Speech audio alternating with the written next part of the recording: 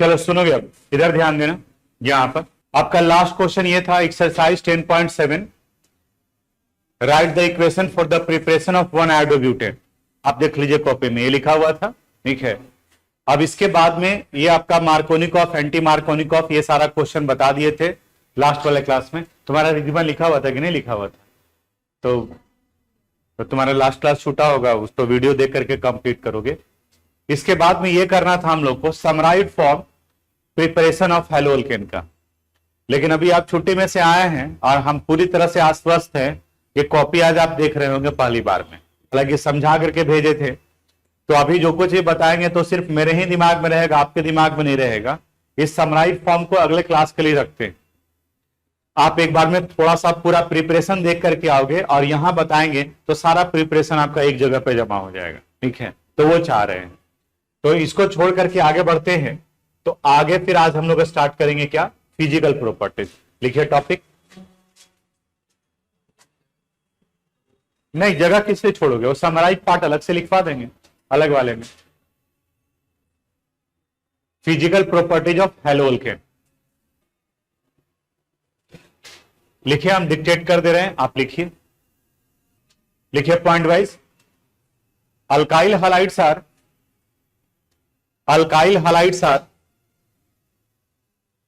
देख करके ही लिखना ज्यादा कंफर्टेबल है क्या? Alkyl halides are colourless when pure, however bromide and iodide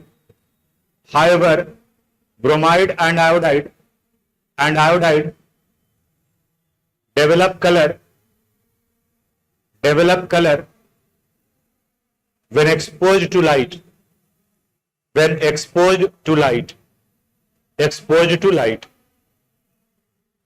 जैसे आप एक देखे होंगे फोटोक्रोमेटिक ग्लास, यानी जो डार्क में है तो ट्रांसपेरेंट दिखता है, लेकिन धूप में जाते हैं तब वो कलर्ड हो जाता है, तो फोटोकेमिकल रिएक्शन कर रहा होता है।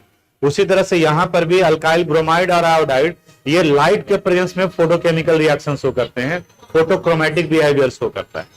Next point, second point, lower members of alkyl halides are in gaseous form while higher members are in liquid state or in solid state।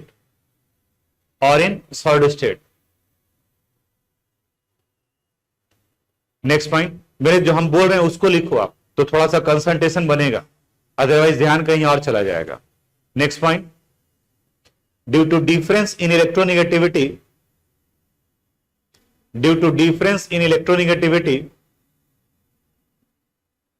Between carbon and halogen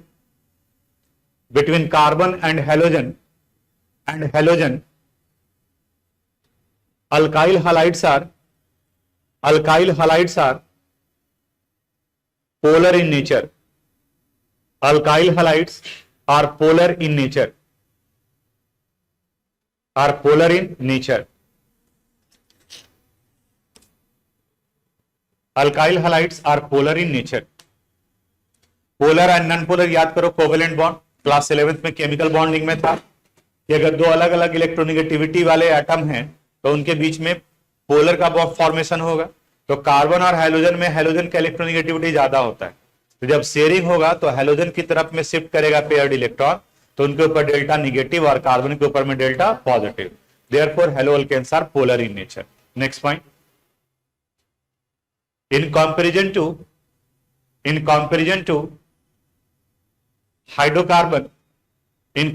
to hydrocarbon alkyl halides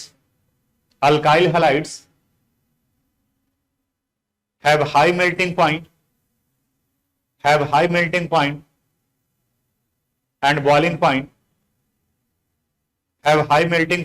and boiling point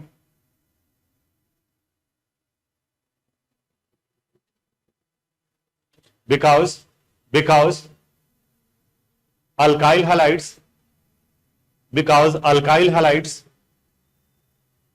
are polar in nature. Alkyl halides are polar in nature, and they have dipole interaction, and they have dipole interaction. ये हम लोग भी पढ़े थे states of matter में class 11th में। दो molecule के बीच में लगने वाले फोर्स को इंटरमॉलिक्यूलर फोर्सेस कहते हैं। दो पोलर मॉलिक्यूल के बीच में डाइपोल, एक पोलर और दूसरा नॉन पोलर है तो वहां डाइपोल इंड्यूस्ड डाइपोल इंटरेक्शन। फिर था लंदन फोर्सेस, जिसको डिस्पर्सन फोर्सेस भी कहा जाता था, और कलेक्टिवली इन सबको वान डेर वाल्स फोर्सेस कहते हैं। तो मेल्टिंग पॉइंट और boiling point van der Waals force पर डिपेंड करता है। जितना ज्यादा van der Waals force strong होगा, उनका मेल्टिंग पॉइंट बॉइलिंग पॉइंट उतना ही ज्यादा लगेगा। तो हाइड्रोकार्बन के रिस्पेक्ट में हेलोअल्केन में डाइपोल इंटरेक्शन होता है, यानी कि इंटरेक्शन स्ट्रांग है तो मेल्टिंग पॉइंट बॉइलिंग पॉइंट ज्यादा होगा। यानी कि अगर क्लोरोमीथेन है और मीथेन है तो क्लोरोमीथेन का ज्यादा होगा और मीथेन का कम होगा। Next point, alkyl halides are polar in nature. Alkyl halides are polar in nature, but they have low solubility, in water,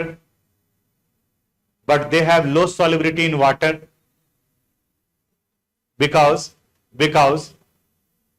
the energy released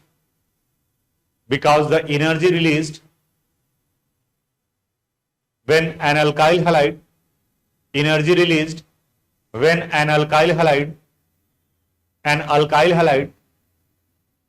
linked with water,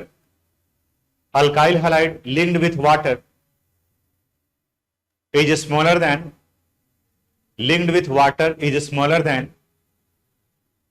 the energy required to break the hydrogen bond,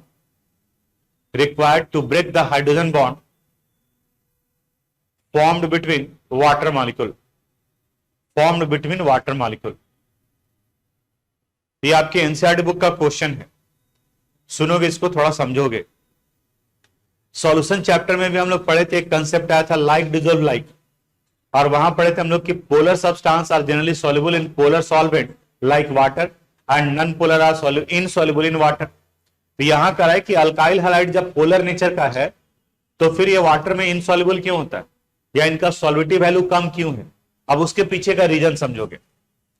water molecule यानी कि H2O ये है, जब सिर्फ water है तो यहां H2O और H2O है, इनके बीच में यहां हाइड्रोजन बॉन्ड बना हुआ है। जब अल्काइल हैलाइड आप ऐड करते हैं यहां पर RX, तो RX को क्या करना है, इस दो वाटर मॉलिक्यूल के बीच में आना है, यानी कि यहां पर RX को आना है। तो इस RX और इनके बीच में फिर बॉन्ड बनेगा एक नया। तो होना क्या है, पहले से जो बना हुआ बॉन्ड है उस बॉन्ड को तोड़ना होगा।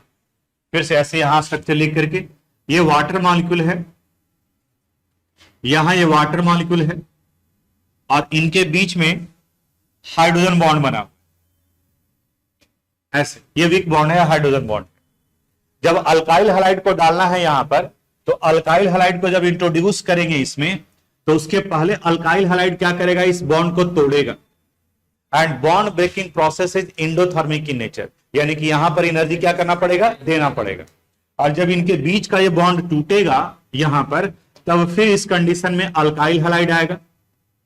अब यहां पर इनके और इनके बीच में बॉन्ड बनेगा और ये एनर्जी क्या करेगा, रिलीज करेगा।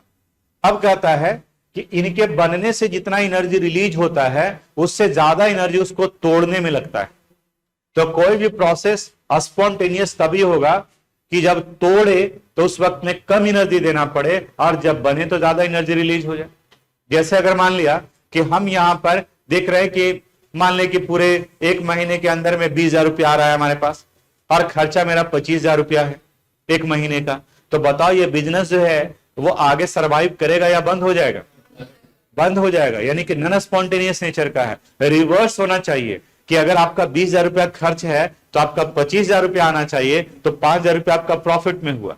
तो यहां अल्काइल हलाइड जब बॉन्ड बनाता है तो कम एनर्जी रिलीज होता है, और वाटर मॉलिक्यूल के बीच के बॉन्ड को तोड़ने के लिए यहां पर ज्यादा एनर्जी खर्च करना पड़ रहा है। देखो वही स्टेटमेंट लिखवाए हैं, alkyl halides are polar in nature but they have low solubility in water because the energy released when an alkyl halide linked with water is smaller than the energy required to break the hydrogen bond formed between water molecule। यानी कि जो energy release हो रहा है वो कम है, और तोड़ने के लिए हमें क्या करना चाहिए? ज्यादा एनर्जी, इसलिए इनका सॉल्युबिलिटी कम है।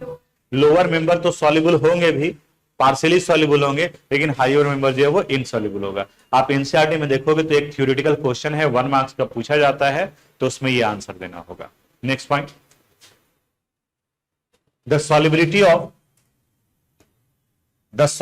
Of alkyl halide, the solubility of alkyl halide decreases from lower member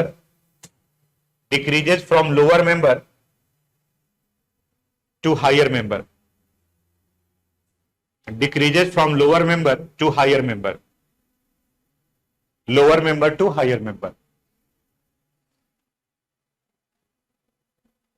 Next point, the boiling point of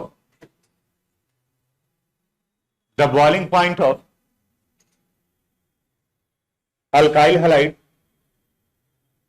the boiling point of alkyl halide increases, the boiling point of alkyl halide increases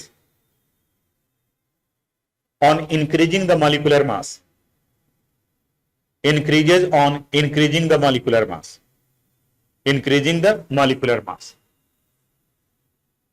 यानी जिनका molecular mass कम होगा उनका boiling point value भी कम होगा। जैसे यहां देखो example में, अल्काइल ग्रुप को अगर कांस्टेंट कर दें तो आरएफ इनसे ज्यादा होगा किसका? आर सीएल का। इससे ज्यादा किसका होगा? आर बीआर का। और इनसे ज्यादा किसका होगा? आर आई का। क्यों? क्योंकि फ्लोरीन से ज्यादा होगा क्लोरीन, क्लोरीन से ज्यादा ब्रोमीन, ब्रोमीन से ज्यादा आयोडीन। जब अल्काइल ग्रुप सब में सेम है, में भी हो सकता है कि हेलोजन सेम हो जाए। अगर Cl को ले लें तो CH3Cl, इससे ज्यादा किसका हो जाएगा? C2H5Cl का। इससे ज्यादा किनका हो जाएगा? C3H7Cl का। ऐसा बढ़ता चला जाएगा। अब में भी हो सकता है कि एक दे दे, आप ही को बताना है कि दोनों को अलग अलग कर दे। एक में कर दिया C2H5Cl और दूसरे में कर दिया C3H7Br, तो आप बताओ इन दोनों में किनका बॉइलिंग पॉइंट ज्यादा होगा? Br वाले का C3H7Br, क्योंकि यहां कार्बन भी बढ़ गया, तो दोनों का मॉलिक्यूलर मास निकाल लेंगे। जिस हाइड्रोकार्बन का, जिस हेलो अल्केन का मॉलिक्यूलर मास ज्यादा होगा उनका मेल्टिंग पॉइंट, बॉइलिंग पॉइंट ज्यादा होगा। तो ये पॉइंट आप नोट कर लीजिए।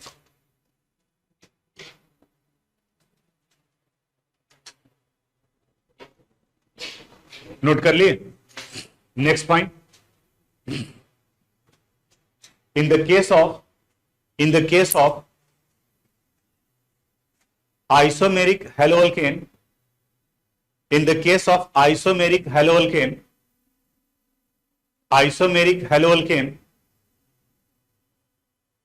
the boiling point decreases, the boiling point decreases on increasing the branch. The boiling point decreases on increasing the branch, because the increase in branch,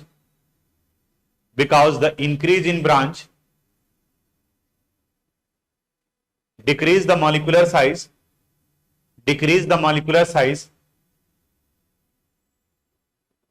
and therefore the van der Waals forces, also decreases. Van der Waals forces also decreases, also decreases. इसको समझोगे? यहां ये क्या बता रहा है? ये कह रहा है कि अगर अलग अलग कंपाउंड है तब तो आप उनका मॉलिक्यूलर मास निकाल लिए, लेकिन अगर आइसोमर्स हो गए, आइसोमर्स कहते किसे हैं? जिनका मॉलिक्यूलर फार्मूला सेम हो और स्ट्रक्चर अलग अलग हो।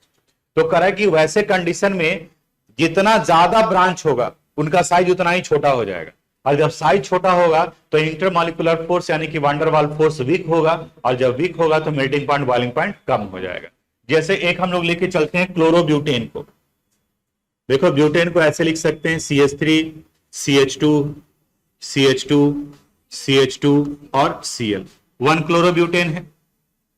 इनका एक आइसोमर ये लिखा जा सकता है CH3 CH CH3 CH2 और Cl। और एक इनका और आइसोमर आ सकता है ये CH3 C CH3 CH3 और ये Cl। ये चारों आइसोमर्स हैं, चारों का मॉलिक्यूलर मास जो है वो सेम होगा। तो पहले वाले पॉइंट में तो देखे कि अलग अलग भी है तो मॉलिक्यूलर मास निकाल लिए, उसके अनुसार से हो गया। तब यहां कह रहा है कि जब मॉलिक्यूलर मास सेम हो यानी कि आइसोमर्स हो तो जितना ज्यादा ब्रांच उनका मेल्टिंग पॉइंट बॉइलिंग पॉइंट उतना ही कम। तो बताओ तो इन तीनों में से सबसे कम किसका होगा? थर्ड वाले का। और सबसे ज्यादा किसका होगा? फर्स्ट वाले का। यानी कि यहां सीक्वेंस कुछ ऐसे बनेगा, ऐसे बनेगा। ठीक है, फर्स्ट का ज्यादा होगा, उससे कम होगा सेकंड का, और उससे कम होगा थर्ड का। नोट कर लीजिए।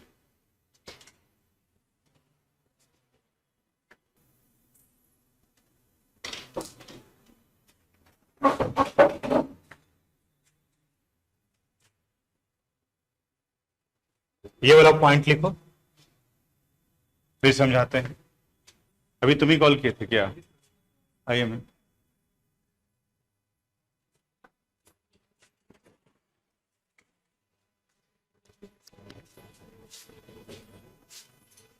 बैठो। सर केमिस्ट्री आप ही करवाते हैं? हाँ, सर इसका क्या टाइमिंग है? जैसे अभी तो आने में ही आधा घंटा इसका निकल जाएगा, जैसे आप बताया थे 6:30। अभी तक कहाँ पढ़ रहे थे तुम? आकाश में कंटिन्यू कर रहे हो? 12th में हो ना तुम? कहाँ रहते हो? आनंद बाजार। आनंद बाजार क्या शाहपुर तरफ से भी लड़कन सब आता है जैसे इस वाले बैच? फिजिक्स के लिए आरपीएस फिर जाता है अलग से। आरपीएस में टाइमिंग कितने बजे से है तुम्हारा? पूरा 5:30 to 6:30 रहता है, बस मोस्टली 10-20 मिनट कर देता है।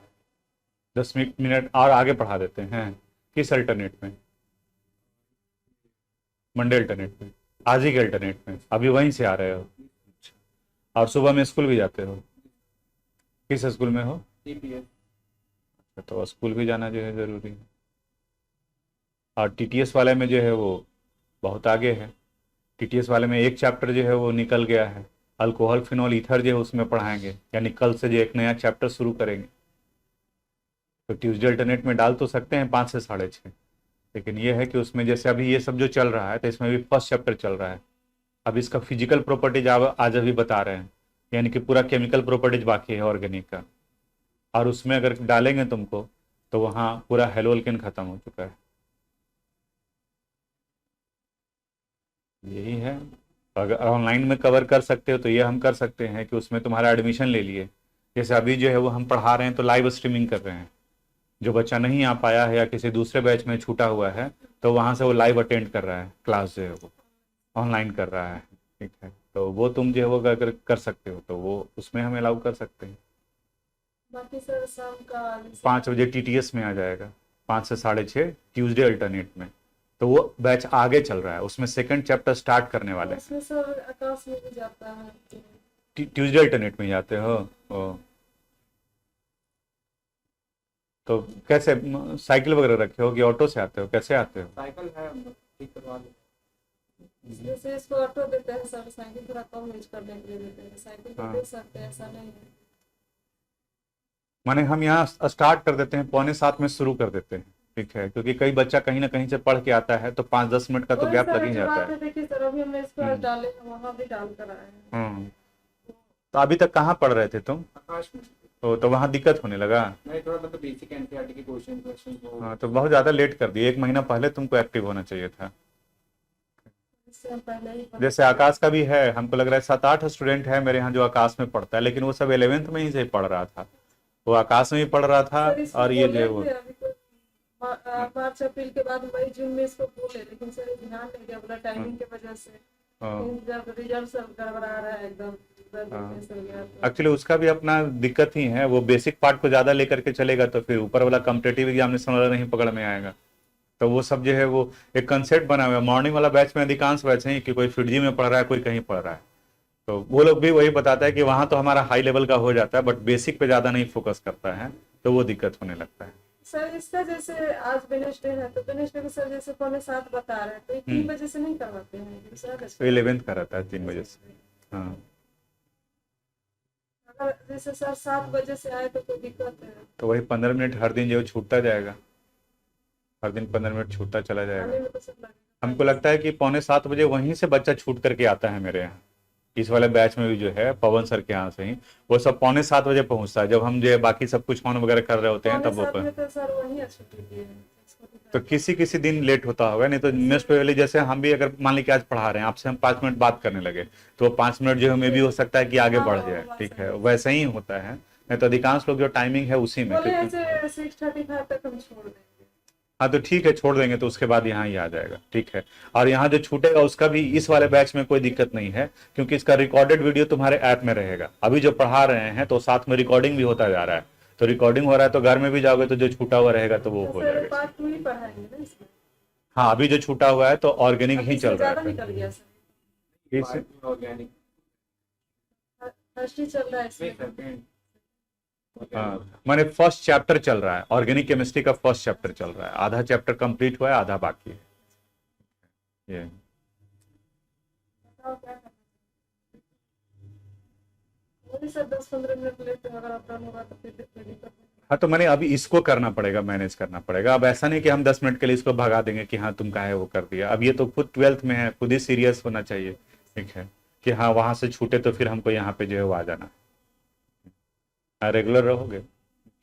और बोले तो कि इसमें वो कोई इशू नहीं है, अगर मान ली कि 5 मिनट लेट से भी आओगे तो तुम्हारा क्लास जो नहीं छूटा हुआ रहेगा वो तो तुमको दिखेगा। जैसे अभी ज्वाइन करोगे तो हम तुमको बोले कि स्टार्टिंग में जो 23 तारीख से जो स्टार्ट किए थे पिछले महीने में ऑर्गेनिक, तो वहां का तुम जो है वीडियो देखोगे, उसको कंप्लीट करोगे ताकि कुछ छूटा हुआ नहीं रहे, तो वो से करोगे वहां से आने के बाद सब लो लेना। अभी इसमें आकाश के ही बच्चे पवन सर के ही बच्चे आते हैं ना? हाँ, पवन सर के यहाँ का, क्योंकि लेट से आता है 6:45 जो तुम बताया, हमको टाइमिंग नहीं पता था, तो इसका मतलब वहीं से वो छूट करके आता होगा।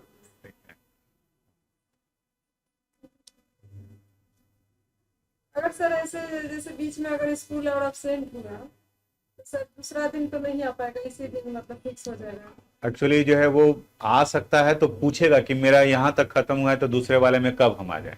जैसे सुबह में 7 बजे वाला और ये वाला दोनों साथ साथ चलता है। सुबह में 7 हाँ बजे? हाँ, मॉर्निंग में सुबह 7 बजे, आज ही के सर अल्टरनेट मानते में। कभी स्कूल ना गया तो हाँ, तो 7 सुबह 7 बजे वाला में आ जाएगा, दोनों सेम चल रहा है, ठीक है। तो 8:30, 7 से 8:30। मानते किसी दिन छुट्टी कर लेता है तो सर यहाँ अगर अपना cover हाँ, कर लेता वो कर लेगा। मंडे अल्टरनेट में है, मंडे वेडनेसडे फ्राइडे दोनों में सेम चल रहा है। है। हम्म। सब लोग तो ठीक है कर लेगा। बाकी सर वही 2-3 महीना में तो इसका खत्म ही हो जाएगा। जनवरी फर्स्ट वीक तक तो खत्म करना ही पड़ेगा, क्योंकि प्री बोर्ड एग्जाम अगर इन लोग का शुरू हो जाएगा, यही 2-2.5 महीना बचा हुआ है। हाँ, हाँ, मैंने करीब करीब जो है वो मैंने जनवरी, अब तो सिलेबस भी तो एक तरीके से ही खत्म कराना है ना, ऐसे तो नहीं है कि हाँ स्कूल के जैसा जो किसी तरह से खराब।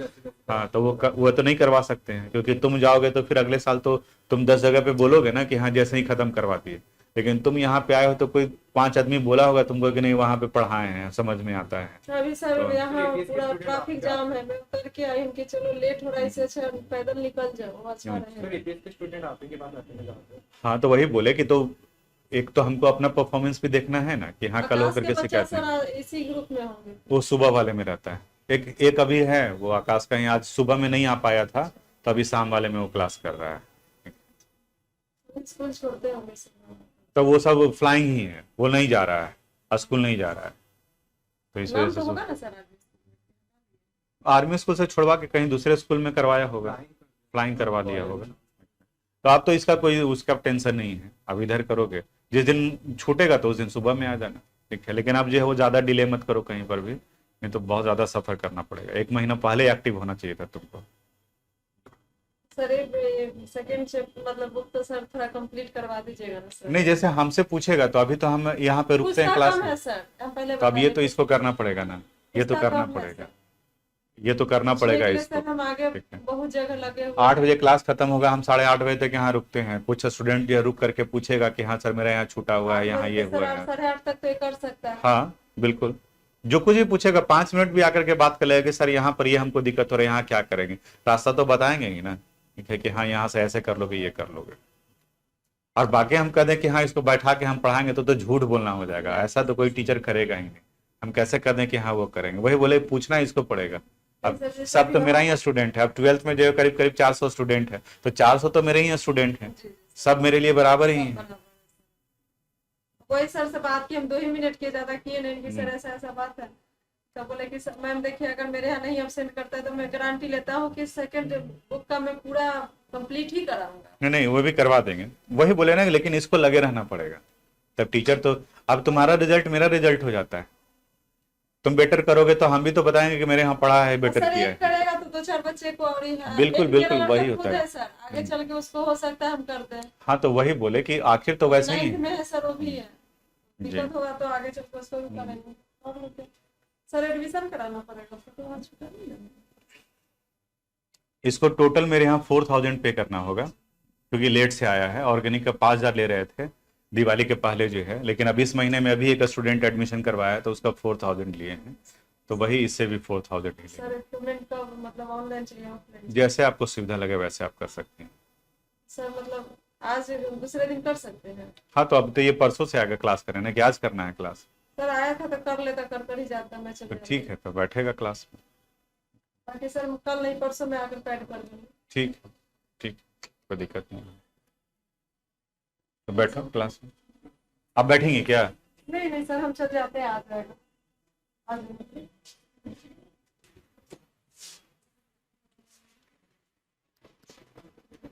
चलो देखो, ये वाला पॉइंट तो आप लिख लिए होंगे, ठीक है। अब इसमें बताया गया है the boiling point of isomeric dihalobenzene. जरा सा ये बताओ, डाई हेलोबेंजीन का मतलब क्या? 2 हेलोजन। तो यहां कह रहा है कि are very nearly the same, however the para isomers have high boiling point as compared to their ortho and meta isomers। अब यहां पर थोड़ा सा ध्यान से इसके स्ट्रक्चर को देखोगे, बाद में आप ड्रॉ करना। 2 हेलोजन है, कोई भी हेलोजन हो सकता है ये।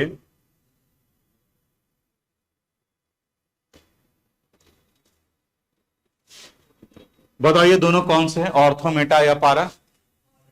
ऑर्थो।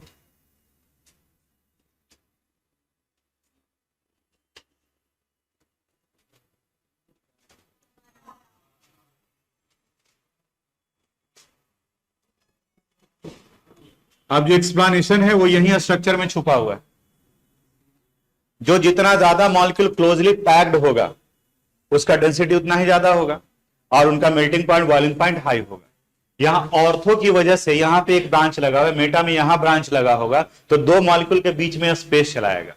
जबकि पारा में इस तरह का सिमेट्रिकल अरेंजमेंट होने की वजह से ये मॉलिक्यूल एक दूसरे के क्या होंगे, क्लोजली पैक्ड होंगे, तो इनका ज्यादा होगा मेल्टिंग पॉइंट बॉइलिंग पॉइंट। तो यानी कि अगर हम लोग इनके मेल्टिंग पॉइंट और बॉइलिंग पॉइंट को कंपेयर करें तो इन तीनों आइसोमर्स में बहुत ज्यादा का डिफरेंस नहीं होता है, बट कंपेरेटिवली पारा का ज्यादा होगा और इससे कम होगा ऑर्थो का और मेटा का। यहां ये ortho and it would be nearly equal to Meta.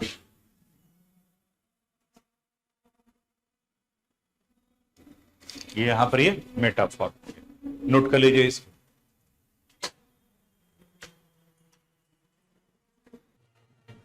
हो गया? चलो अब इससे रिलेटेड क्वेश्चन पर आना होगा हम लोग। क्वेश्चन है तो क्वेश्चन बनाने के लिए अभी जो डिस्कस किए हैं उन सारे पॉइंट को यहां ध्यान से देखो। हमने बताया कि अलग अलग हैं, तो जिनका मॉलिक्यूलर मास कम उनका मेल्टिंग पॉइंट बॉइलिंग पॉइंट कम। और ये तो तुम देख करके ही गेस कर सकते हो, मॉलिक्यूलर मास निकालो नहीं, जब नहीं पता चले तब आप कैलकुलेट करो। जैसे फ्लोरीन से ज्यादा क्लोरीन, क्लोरीन से ज्यादा ब्रोमीन, ब्रोमीन से ज्यादा आयोडीन का नंबर ऑफ कार्बन एटम से भी आइडिया लगेगा।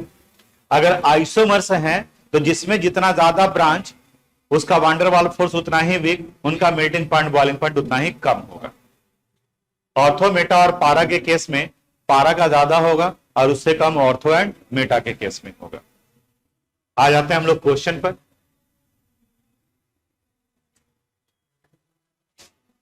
यहां इंटेक्स का क्वेश्चन नंबर 10.6 है, लिखिए क्वेश्चन आप भी।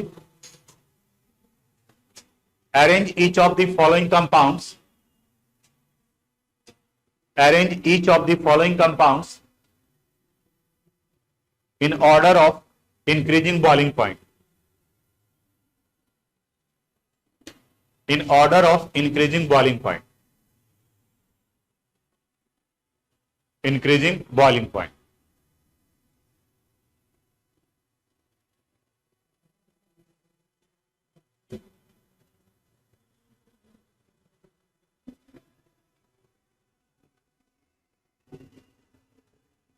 तीन कंपाउंड है, ब्रोमोमीथेन, ब्रोमोफॉर, क्लोरोमीथेन एंड डाइब्रोमोमीथेन। हो गया। चलो देखो यहाँ कैसे करेंगे, इसका फार्मूला लिखते हैं। पर बता सकते हो ब्रोमोमीथेन का फार्मूला CH3Br।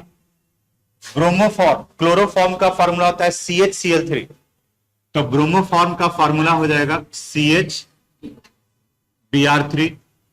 क्लोरोमीथेन का फार्मूला हो जाएगा CH3Cl और डाइब्रोमोमीथेन का फार्मूला होगा CH2Br2। अब यहां कह रहा है कि arrange the following compound in order of increasing boiling point, बढ़ते हुए। तो इंक्रीजिंग बॉइलिंग पॉइंट में जिसका कम होगा उसको पहले रखेंगे। किनका कम होगा? जिनका मॉलिक्यूलर मास कम होगा। अब इन चारों में गेस करो तो किनका कम होगा, क्योंकि यहां पे क्लोरीन है सिर्फ। तो इसका सॉल्यूशन जब लिखेंगे तो पहले कौन आ जाएगा? CH3Cl। बताओ इससे ज्यादा किसका आएगा? CH3Br। इससे ज्यादा किसका होगा? CH2Br2। इससे ज्यादा किसका होगा? CHBr3। समझ में आया? लिखिए। तो आंसर ये वाला सिर्फ नोट कर लो, उसको छोड़ दो, यहां पर ऐसे लिखो। करें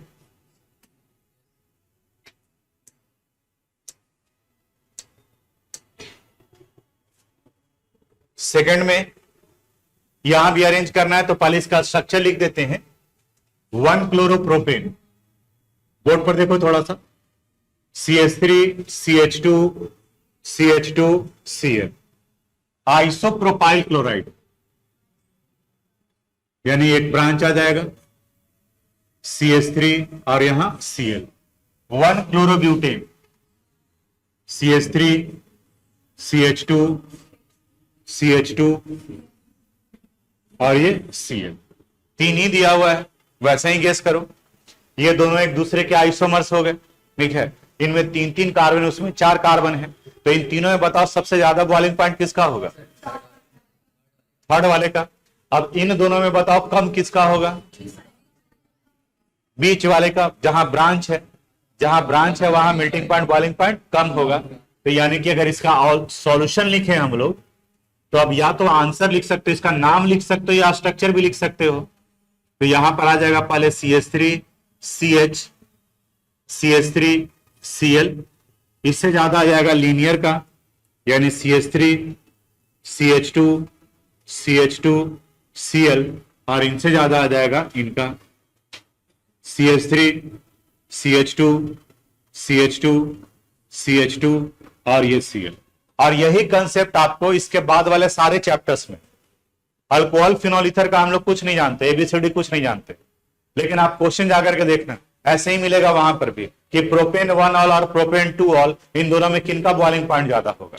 तो प्रोपेन 2 ऑल में सेकंड पे ब्रांच लगा रहेगा और प्रोपेन 1 ऑल ऐसा होगा। तो बताओ तो किसका ज्यादा होगा, 1 ऑल का या 2 ऑल का? वन ऑल का ज्यादा होगा, तो ये कंसेप्ट ही अप्लाई होगा हर जगह पर। तो बोले कि फर्स्ट चैप्टर अगर आप अच्छे से पढ़ लिए हैं तो सेकंड थर्ड चैप्टर आपके लिए आसान हो जाएगा। तो वहां रिपीट होने लगता है कंसेप्ट जो है, नोट कर लो इसको।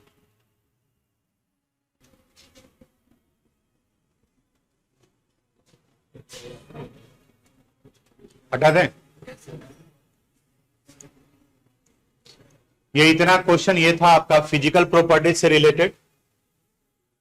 अब इसके बाद हम लोग को स्टार्ट करना है केमिकल प्रॉपर्टीज।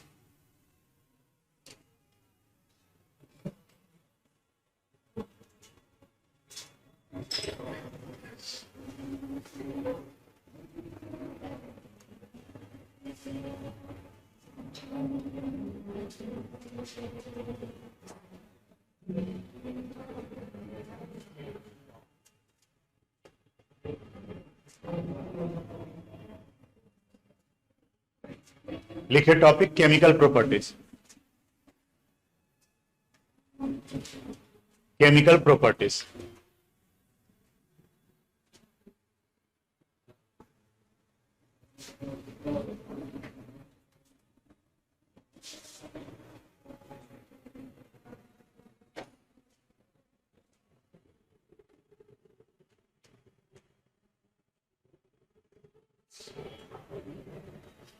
हो गया।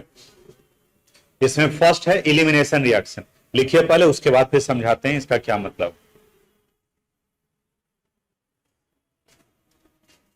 Elimination reaction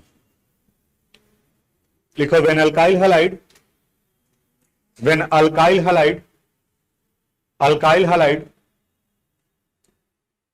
is treated with, when alkyl halide is treated with alcoholic potassium hydroxide, is treated with alcoholic potassium hydroxide, alcoholic potassium hydroxide or alcoholic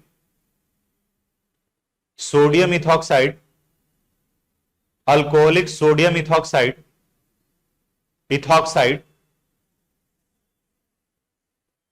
elimination reaction take place, elimination reaction take place and results the formation of alkene, results the formation of alkene, the formation of alkene. Paragraph change. In this reaction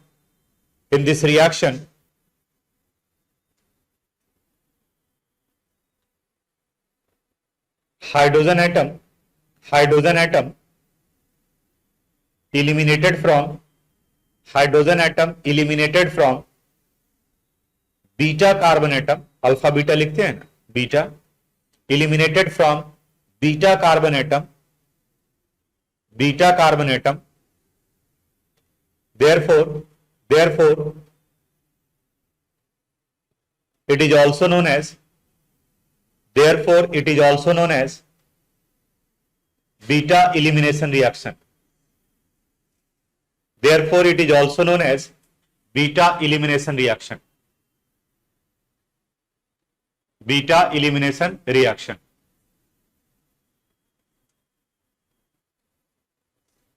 It is also known as beta elimination reaction.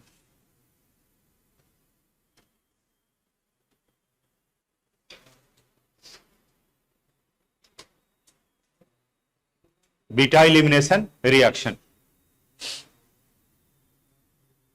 Paragraph change. In this reaction, elimination of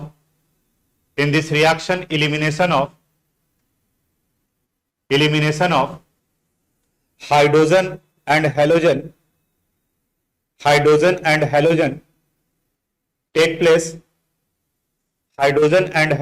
take place. To results the formation of alkene to result the formation of alkene. Therefore it is also known as dehydrohalogenation reaction. Therefore it is also known as dehydrohalogenation reaction. Dehydrohalogenation reaction. Halogenation reaction. Dehydrohalogenation reaction.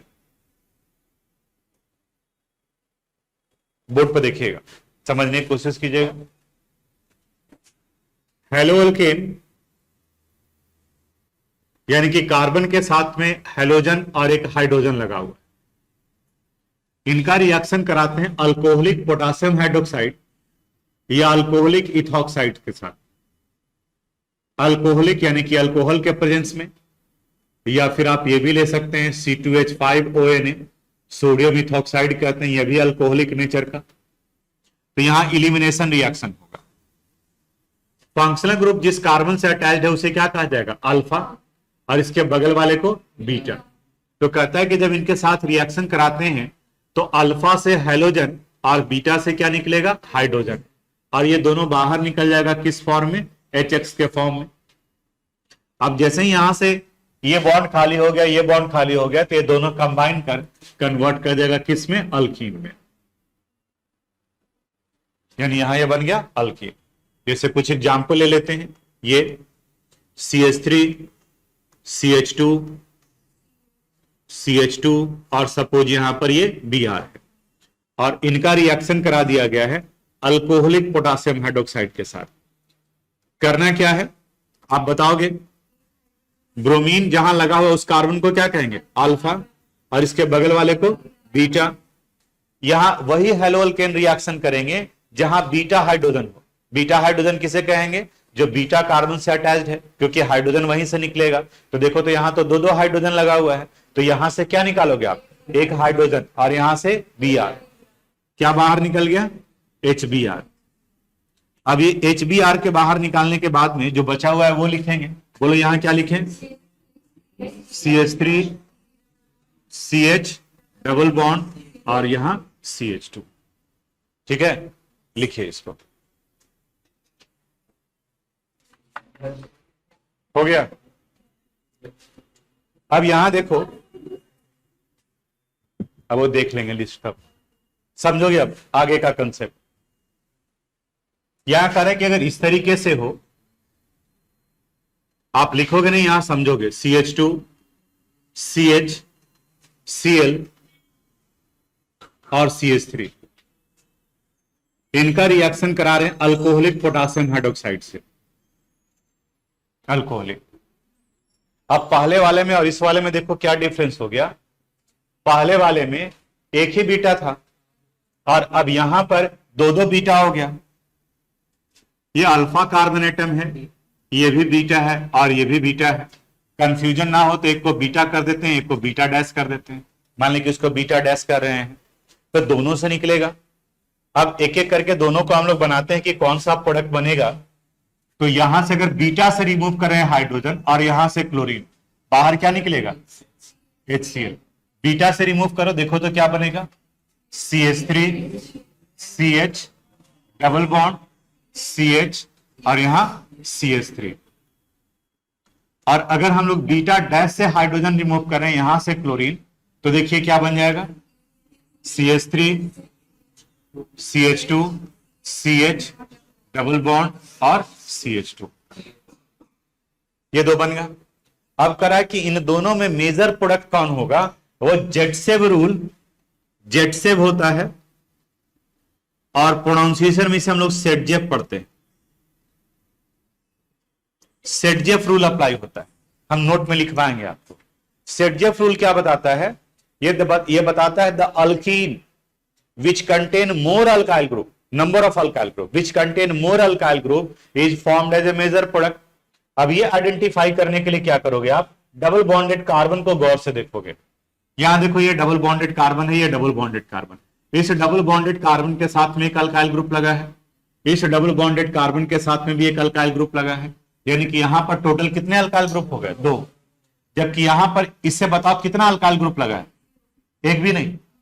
इसके साथ कितना लगा हुआ है? एक। यहां पर सिर्फ एक लगा हुआ है।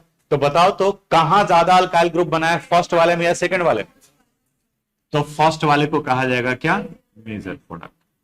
इस रूल को कहा जाता है सेट-जेफ रूल और जेटसेव रूल। और अभी जो आप क्वेश्चन देख रहे थे वो इसी कंसेप्ट पर बेस्ड है। नोट में लिखिए,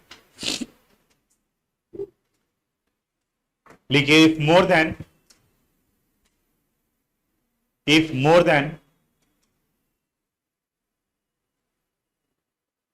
1 different beta carbon atom, if more than 1 different beta carbon atom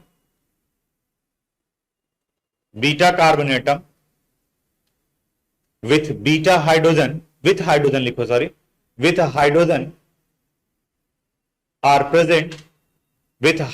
are present, then the major product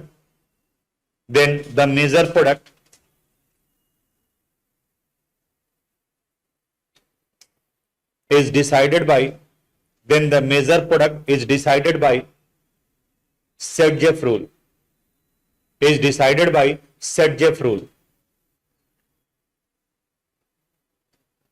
Set-Jeff rule. It states that inverted comma में लिखिएगा, it states that the alkene containing more alkyl group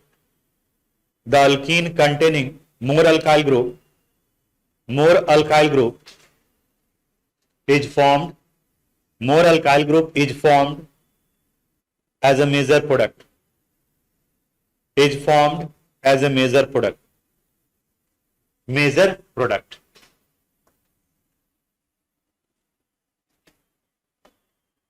अब आप इसको note कर लीजिए।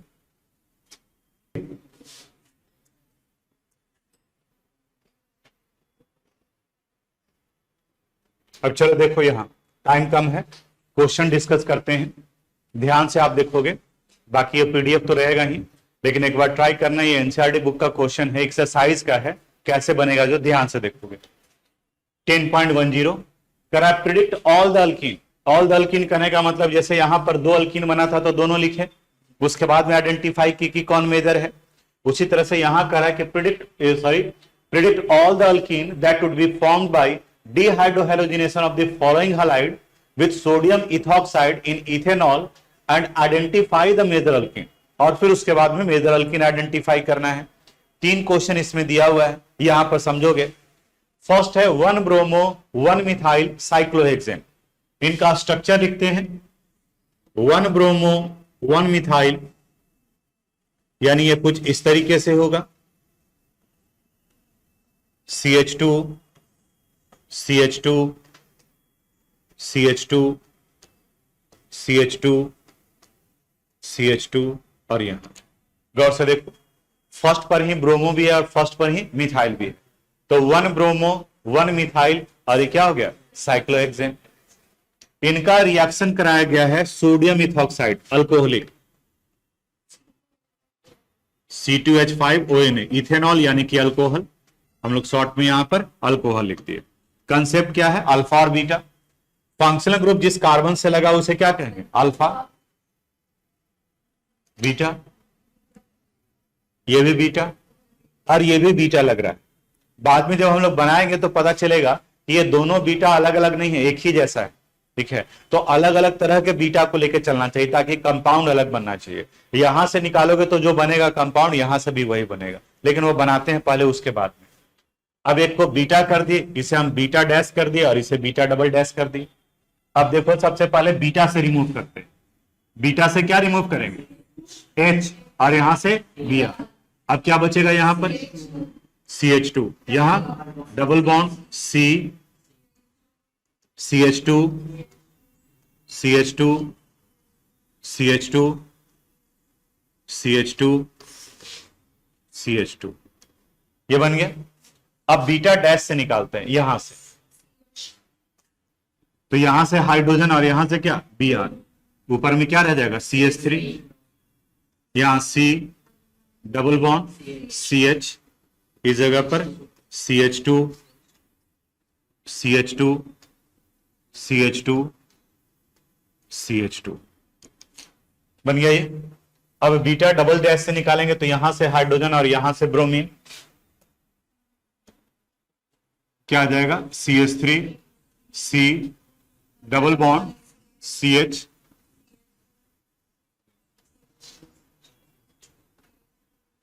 CH2 CH2 और ये, ठीक है। पहले ये देख लो कि ये दोनों एक ही है या अलग अलग, एक ही है। डबल बॉन्ड यहां पर करेंगे तो भी ये 1 पर आ रहा है और 1 पर ही आ रहा है, यहां पर भी करेंगे तो 1 पर ही आ रहा है और 1 पर ही आ रहा है, तो दो अलग अलग ही कंपाउंड नहीं बन रहे, यानी कि दोनों का दोनों जो है वो सेम ही है। तो रिपीट नहीं करेंगे हम लोग, इसे रिपीट नहीं करेंगे, ये दोनों एक ही, यानी यहां ये बीटा डबल डैश को छोड़ देते हैं यहां पर। अब इन दोनों में देखना है मेजर प्रोडक्ट कौन होगा, तो डबल बॉन्डेड कार्बन को देखोगे और वहीं से आइडिया लगेगा कि कहां ज्यादा अल्काइल ग्रुप बन रहा है। तो बताओ तो फर्स्ट में ज्यादा है या सेकंड में ज्यादा है, किसमें? देखो यहां पर तो सिर्फ इस कार्बन से लगा हुआ है, जबकि यहां इस कार्बन से भी लगा हुआ है और इससे भी ये लगा हुआ है। ये सेकंड जो है आपका मेजर प्रोडक्ट हो गया, यानी ये बन गया आपका मेजर प्रोडक्ट। ये फर्स्ट क्वेश्चन। सेकंड उसी तरह से देखो, यहां 2 क्लोरो 2 मिथाइल ब्यूटेन, इनका स्ट्रक्चर लिखते हैं। 2 क्लोरो 2 मिथाइल और ब्यूटेन, यानी CH2 CH3 under similar condition इनका निकलेगा। अब यहां पर भी अल्फा और बीटा कर लेते हैं। ये अल्फा, ये क्या हो गया बीटा, बीटा डैश। अब यहां पर ये और ये दोनों सेम है, ठीक है। नहीं अगर आइडिया लगेगा तो फिर इसको भी बना करके देख लेना। मान के चलते हैं भी थोड़ी देर के लिए, डबल डैश पहले बीटा से निकालते हैं। अब बताओ बीटा से रिमूव करेंगे तो क्या यहां लिखे CH2 double bond C CH3 CH2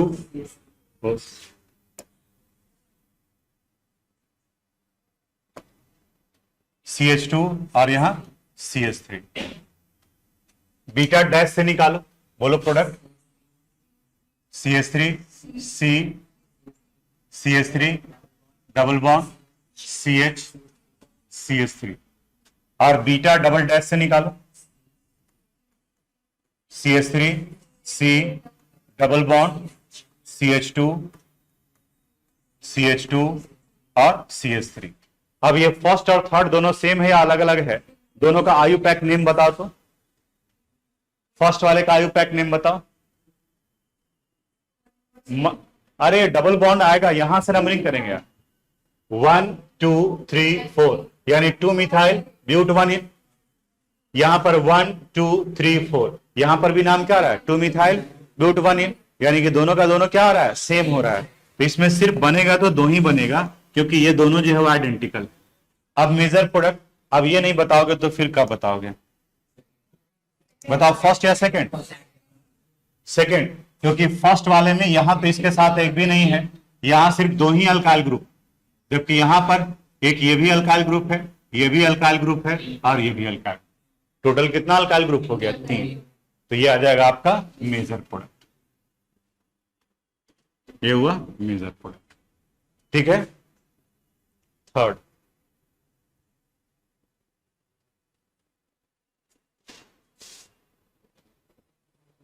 to two 3 trimethyl 3 bromo pentane, इसका स्ट्रक्चर लिखते हैं। CH3 C CH3 C Br, यहां CH3 CH2 और CH3, इनका एलिमिनेशन कराना है अंडर सिमिलर कंडीशन। यहां पर भी अल्फा और बीटा कर लो।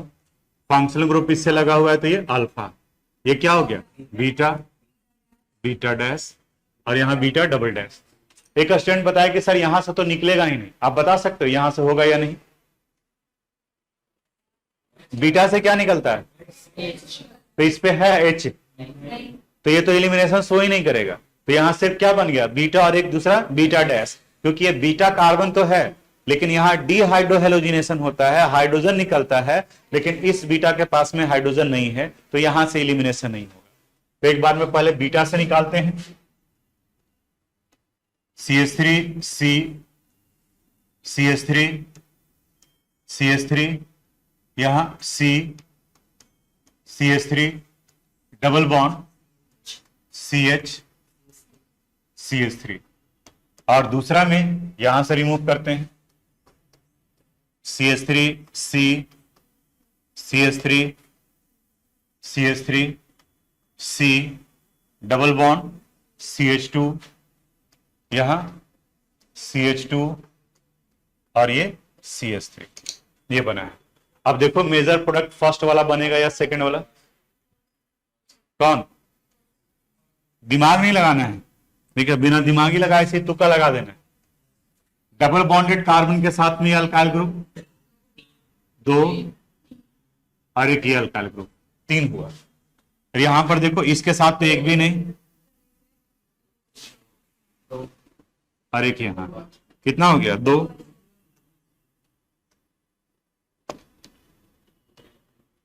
तो ऊपर वाला क्या बन जाएगा, मेजर प्रोडक्ट। ये 3 क्वेश्चन था आपके एनसीईआरटी बुक का, हम यहां बना दिए, लेकिन मेरा सजेशन ये रहेगा कि इस वाले क्वेश्चन को एक बार फिर से आप घर में भी जो है बनाइए, ठीक है। बोलो, क्वेश्चन नंबर ये है 10.10, एक्सरसाइज का 10.10। पहले आज ही ट्राई करोगे, तुमको कुछ समझ में आ रहा है कि नहीं आ रहा है बाबू, जो बताए आ रहा है, तो इस क्वेश्चन को आज ही ट्राई करोगे, ये तुम्हारे ऐप में भी डाल देंगे, ठीक है। फिर जब गड़बड़ाओगे तब देखना, मेहनत करना है। अब लास्ट मोमेंट में पहुंच गए हो, अब नहीं करोगे तब कब करोगे यार, अब कब करोगे, अब अगला साल रिजल्ट निकलने के बाद में, थोड़ा सा जगिए, ठीक है। अब इसके बाद में ये कंप्लीट हुआ, अब थोड़ा सा याद दिलाओगे, पहले समराइज फॉर, उसके बाद में फिर ये पार्ट आ जाएगा रिएक्शन विथ मेटल, ये। लेकिन समराइज तभी बता पाएंगे जब आप एक बार देख करके आए कि हाँ कौन कौन से मेथड से प्रिपरेशन करवाए थे, ठीक है। आज यहीं तक, चलिए, thank you. Thanks for watching this video.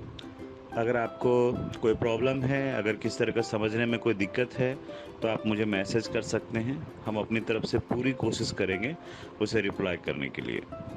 अगर आपको ये वीडियो पसंद आया हो तो प्लीज़ इसे लाइक करें, सब्सक्राइब करें एंड शेयर करें। Thank you very much.